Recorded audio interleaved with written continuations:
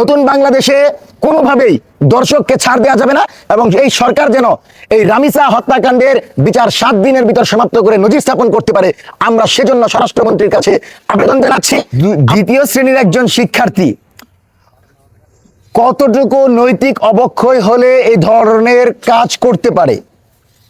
আমরা দেখতে পেলাম তাকে ধর্ষণ করে দর্শক পালিয়ে গেল এবং সরকার 11 ঘন্টা 7 ঘন্টার ভিতর তাকে গ্রেফতার করলো।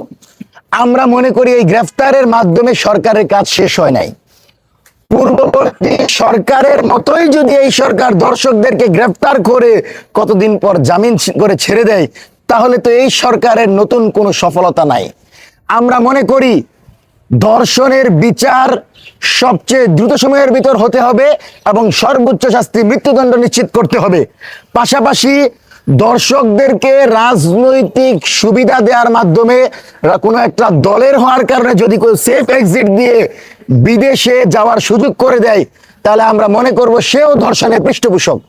সুতরাং নতুন বাংলাদেশে কোনোভাবেই দর্শককে ছাড় দেওয়া যাবে না এবং এই সরকার যেন এই রামিসা হত্যাকাণ্ডের বিচার 7 দিনের ভিতর সমাপ্ত করে নজির স্থাপন করতে পারে, আমরা সেজন্য স্বরাষ্ট্রমন্ত্রীর কাছে আবেদন জানাচ্ছি।